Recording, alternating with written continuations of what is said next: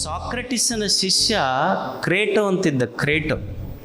ಕ್ರೇಟೋ ಅಳುತ್ತಿದ್ದ, Socrates ನಗುತ್ತಿದ್ದ. ಯಾರಿಗೆ ಸಾವು ಬರಾಕತ್ತೈತಿ, ಸಾವು ಬರುವ ವ್ಯಕ್ತಿ ನಗುತ್ತಿದ್ದ, ಸಾವನ್ನು ನೋಡಿದ ವ್ಯಕ್ತಿ ಅಳ್ತಿದ್ದ.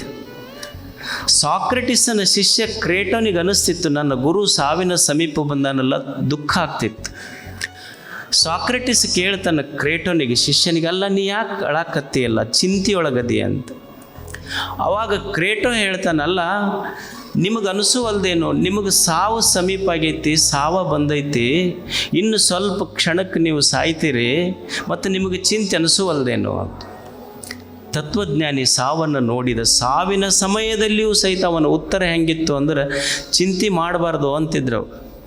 ಸಾಕ್ರೆಟಿಸ್ ಹೇಳ್ದ, ಚಿಂತೆ ಮಾಡಬಾರ್ದು, ಅದಕ್ಕೂ ನೀವು ಸಾವಿನ ಬಗ್ಗೆ ಚಿಂತೆ ಮಾಡ್ತೀರಲ್ಲ, ನಾ ಮಾಡೋದಿಲ್ಲ ಅಂದವ.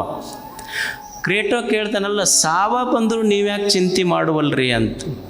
ಅವಾಗ ಸಾಕ್ರೆಟಿಸ್ ಹೇಳ್ತಾನೆ, ನೋಡು, ನಾ ಯಾಕೆ ಸಾವು ಬಂದರೂ ಚಿಂತೆ ಮಾಡಂಗಿಲ್ಲ ಅಂದ್ರೆ, ಈಗ ನಾ ಅದೇನೇ ಇಲ್ಲೋ, ನಾ ಇದ್ದಾಗ ಸಾವು ಬಂದಿಲ್ಲ, ಸಾವು ಬಂದಾಗ ನಾನಾ ಇರೋದಿಲ್ಲ ಅಂದ್ರೆ ನಾ ಯಾಕೆ ಚಿಂತೆ ಮಾಡೋಕ್ಕೆ ಹೋಗಲಿ.